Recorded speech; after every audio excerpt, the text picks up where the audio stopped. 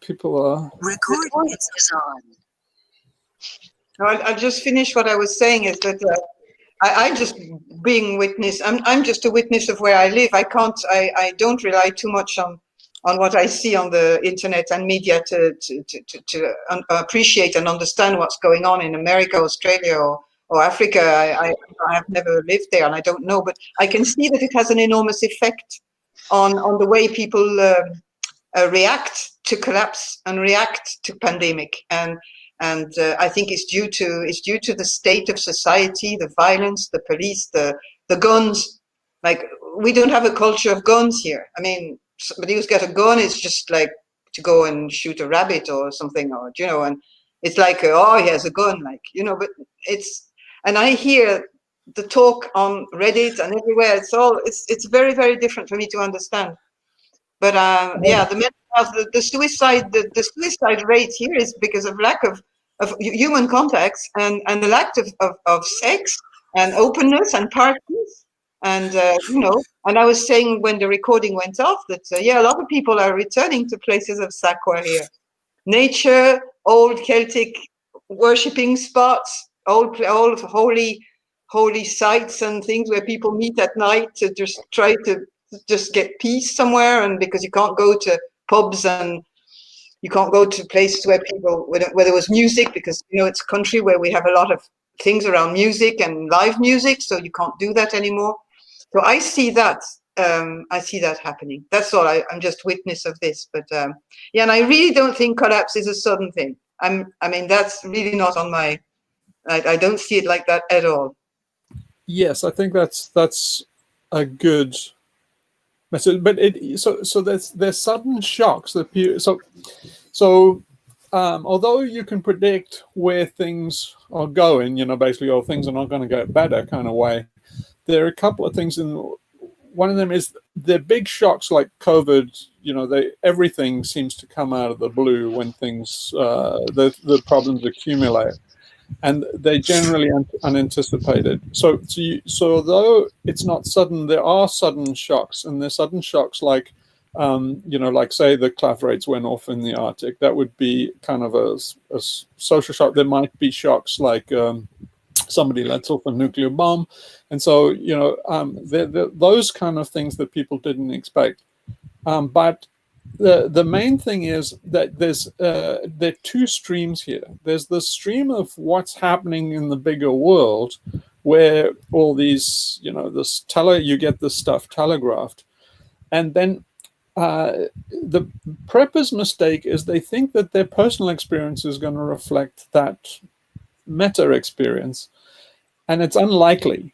The lesson I learned from South Africa is whatever's going on, it doesn't matter. You get hit by a bus or a meteor hits you or something. It's like how it gets people personally is a complete crapshoot, and that's what the preppers don't understand. They think, well, things are going Mad Max, so get a bunker and a gun, and it's like, well, no, for some people, they're going to have, autonomous collectives and be anarchists, and they're going to be growing weed and, fucking like rabbits. And it's going to be more kumbaya than Benjamin Bendel could dream of. But then you go and say, well, I want to be in that, so I'm going to make sure. Then you make again, you're thinking left brain, big mistake, and you're thinking, I'm going to go and join one of those anarchic communities, and on the way there, basically, your car will get hit by a train. It's basically that's what you must be prepared for. You're not in control in the way that preppers think. You're in control on a number of ways, like you can prepare yourself psychologically. You can have a frame of mind that's resilient, but you can't have a bunker that's resilient because you don't know what's going to happen. The economic collapse can happen. You'll have to sell your guns and ammo just to buy food. And like Canadian preppers and that, they don't really think that way. They're thinking very linearly. And and part of what Canadian prepper and those prepper channels and that are doing is they're giving people comfort by giving them the illusion of control. So I prefer going the other way of saying, basically encouraging people that they don't have control, because that is actually more resilient. If you think you have control and then, things definitely don't go your way in a way that you didn't expect, then you feel terribly that you've lost control. But if you never thought you had control and you just have to say, well, we're going through a tough time, but, we'll be resilient and be mentally prepared for it, then you've got a much better chance of getting through it without such terrible experiences. So yeah, that was the main thing about that is just to sum up, you can't tell how you're going to be hit. You can know that basically you're in a very bad situation with bad things going on all the time. You can't say which one or what flavor is going to hit you. So don't go that route. A better route is to go to the psychological route and read up on tough times, read up on what people say. Now, let me go to the thing about the differences between America and Britain. I'm doing a lot of the stuff I'm doing for geez, I'm getting a lot of mosquitoes. I'm doing a lot of the stuff I'm doing, and I'm basing it on the American psychology, because Americans have a lot more shit coming. Britain has a sense of tradition, and it's lost a bit, but it's easily recovered. And so there's the idea of just reams and reams of literature of the heroic stuff, and the boy stood on the burning deck, and I can offer you blood, sweat, and tears, and all this stuff to draw on.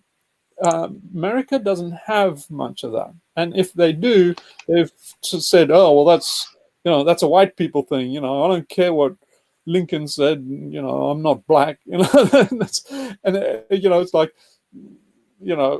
Harriet Tubman or something, or what Martin Luther King said. It's, basically it might appeal to some section of the population, but Britain has this universal shared experience of the war and stuff like that.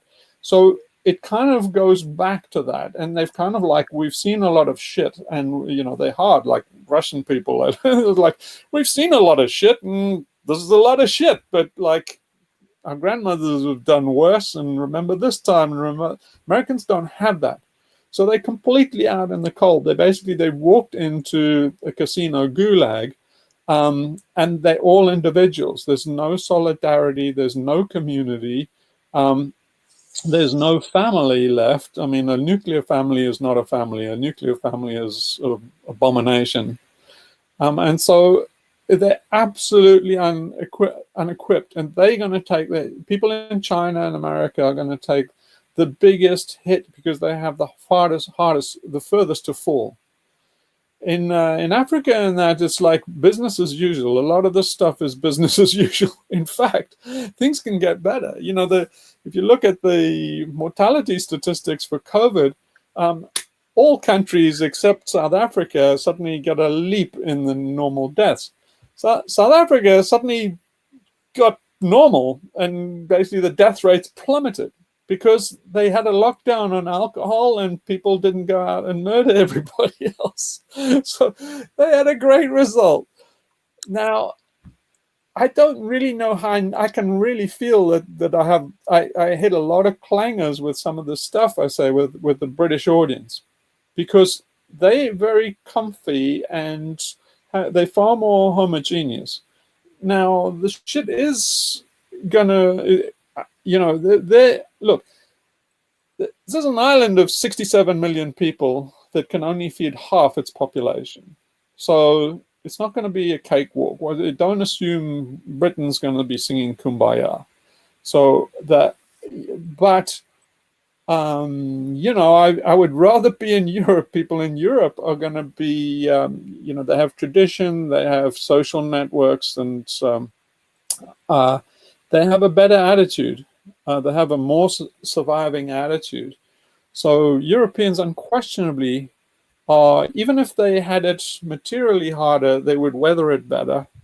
So America is a basket. And then Australia is kind of a mixture of the two. Australia understands Mad Max. I mean, Mad Max was an Australian movie, but they still have this homogeneous population with a tradition to draw on. So anyway, I just paint that picture as I'm trying to cover all psychologies and prepare people psychologically, but there is a definite divide. I mean, I know some of the stuff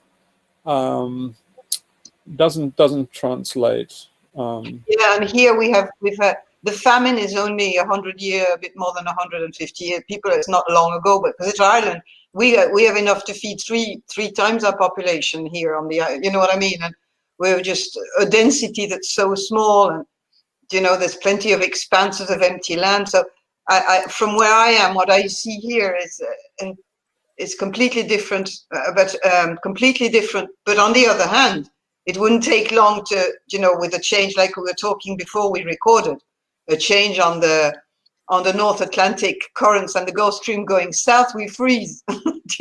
Suddenly we're under ice and we can't grow anything anymore. So all this is just hypothetic thinking, and we can't think that way. We just have to be, as you say, resilient psychologically and not think about where we are, what we're planning. Oh, I'm going to do my, it's just much more where we are now, what we are talking about, all of us. And I think at that level, we're all in the same boat. Yeah, okay, but let's talk about that. That's us personally, but let's talk about the other people that can really basically screw up our day. And this is my other hobby horse, and that's the state is predictable. And it's pretty predictable what states are going to do. So it's basically a four horsemen. They're going to think of the four horsemen, and the states are going to make it worse. So people can save themselves a hell of a lot of grief if they get rid of the state and break the contract. Basically, it's a protection racket. So the liberals now still believe, I mean, XR is based entirely as faith-based on the power of the state. Basically, they believe in the institution of the state. No one in XR sees it going away. They kind of smirk when Roger Hallam talks about removing the ruling classes. But that's, I think, a big mistake, because you have to think what those ruling classes are going to do even before collapse is really underway. You saw how they managed COVID, but imagine wars abroad and things like that. They can draft a generation and stick them into a war in Iran or something like that.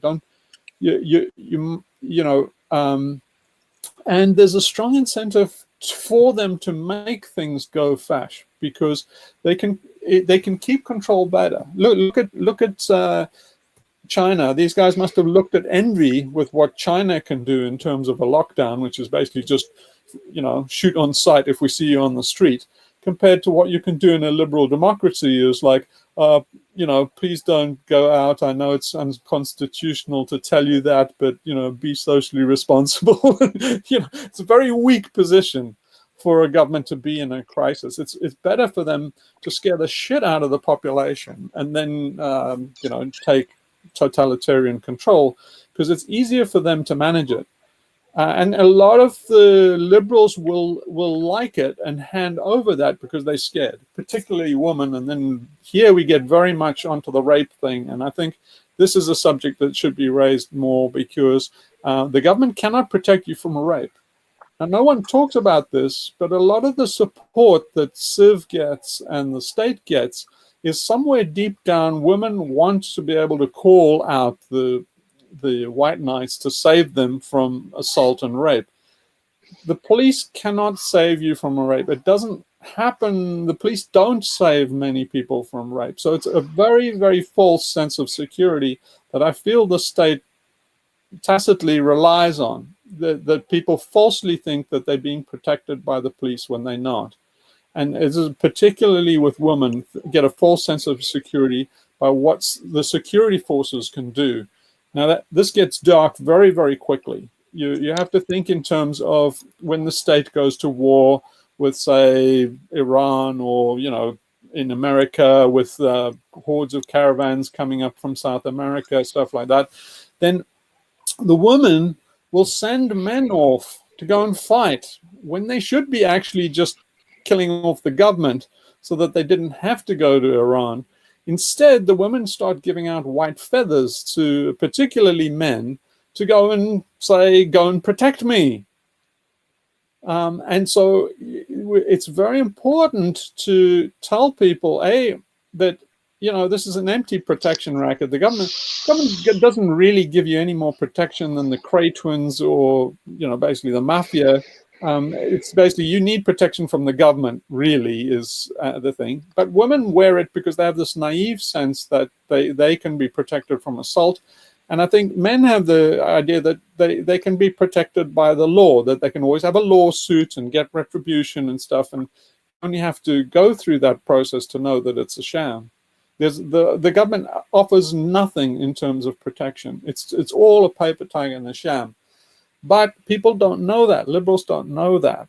And so they will support the government in all sorts of lunacy, particularly wars abroad and, you know, all strange crap known to man, you know, forced vaccination programs, forced anti-immigration programs, all sorts of interventions and stuff. And it'll get really, really crazy. Governments are balmy. They absolutely balmy. I mean, I can't...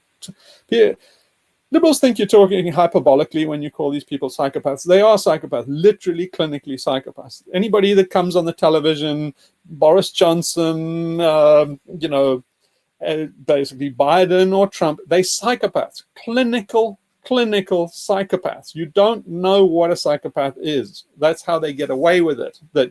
And psychologists, and they won't talk about it. They all know, and they won't talk about it to the public because of the Goldwater ruling and stuff like that. But anyway, it's important that the public starts to get introduced to these ideas so that they lose faith in the government. The best thing they can do is manage a crisis themselves. People do it very well.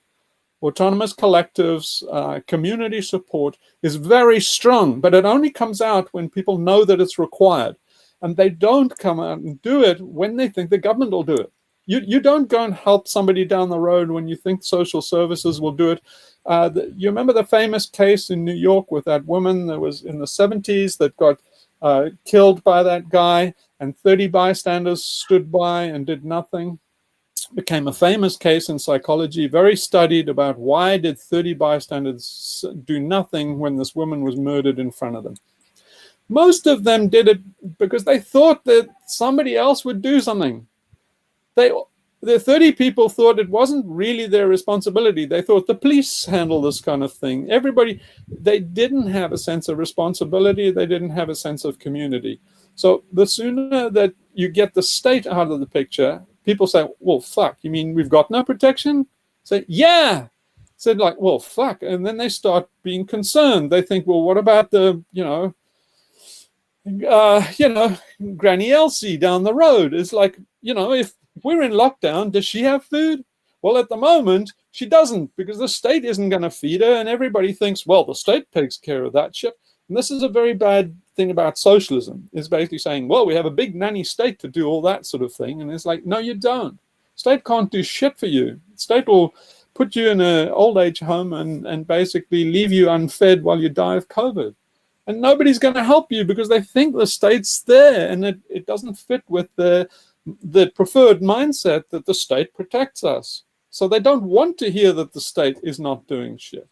They want to be outraged. They want headlines that say, oh, this horror of neglect happened.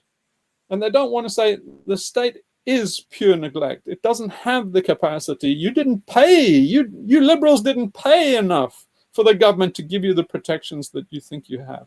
So start a community, damn it. Get rid of the government and get people to lose hope in government. Okay, so that's my rant. Yeah, like, I totally agree there. And you see, one of the things that, especially in America, people gloss over in history, it's like, guys, it's not necessarily the ideologies of communism and fascism. The state kills millions of people. The fucking state kills millions of people. In particular in America, this doesn't translate much to Britain, because Britons kind of know this, but Rebecca Solnit and stuff talking about the San Francisco fire and the response to that. That's very, very educational. It was basically and she also talks about the Katrina disaster, and the same thing happened in both of those. And that's the state went to war with the people. You see, if you're a cop, you have a mindset of protection. You think, I want to be a white knight and protect the people and protect and serve and stuff like that. And well, there are two types. Well, there's that type, and there's like, fuck, I can get away with anything if I'm a cop. But anyway, let's take the good guy. And then those guys, they feel that they're losing control. They're naturally in control. They have a big brother complex. When they feel they're losing control, they go to war with the people. They did it in Katrina, and they did it in San Francisco. There's a guy who's a lot of streets are named after him in San Francisco, but he told his soldiers, the National Guard, we're at war. Who? With the people. They're looting and rioting. San Francisco's out of control. We have to get back control and basically shoot on sight. He gave a shoot on sight. They reckon now 3,000 innocent people were shot on sight in the rubble in the earthquake in San Francisco. A lot of them weren't looting. They were just recovering their own stuff or basically foraging for community. The same happened in Katrina. There were guys that were shot. They were said to be looting. And they, what's looting? You're going to a Walmart to get supplies for a community, or to get baby powder for a community, to get water. So a lot of guys were shot at a water truck. And the reason was they were the first guys the police encountered when the mayor said, take back our city. We got to take back our city. So they have an idea that it's their city. And then that's dangerous shit. Right there. But anyway, Rebecca Solnit talks about that, not quite applicable to the UK, but more and more so. Okay, so anyway, well, we did a lot there. Does anybody want to say anything, or should we better end it? I can't see you anymore, Hugh. But what do you want to do? Do you want to continue it somehow next week, or? Well, I kind of feel like I should apologize because I got a little bit ranty there, but anyway. No, I mean, it's brilliant. It's worth hearing. But do you want to try and still stay with the rightness approach? No, this is on topic, actually. This is on topic because it's... Oh, yeah. No, I'm just saying... So the major thing is letting go. And what I'm talking about is liberals letting go of the government on their sense of self-security. No, but you started off on a very much more metaphysical, from a metaphysical point of view earlier, where you started with the energy, finer and coarser energies and all this kind of thing. And then I think Sophie mentioned suicides. I mean, I had a couple. I was going to start off on a different kind of tack with suicides. But I don't know whether you want to close the topic or move on or keep going from a different aspect next time. Yeah, can you remember the question and we'll pick it up? Oh, yeah. No, I had a particular line. I didn't know whether it was going to be relevant, but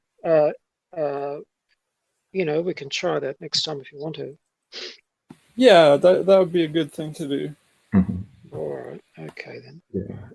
Okay. So we'll start off. Thanks, Hugh. That was great. Yeah. Oh, thanks everybody. Thank you. Take care during the week. Hope we don't collapse too suddenly. And getting exciting. You should be enjoying it by now, but this is part of the theater. Thanks to all. It's a good show. Thank you. Bye, everyone. Okay. Take care, everyone. Bye. I'll Okay. recording. Take care. Bye.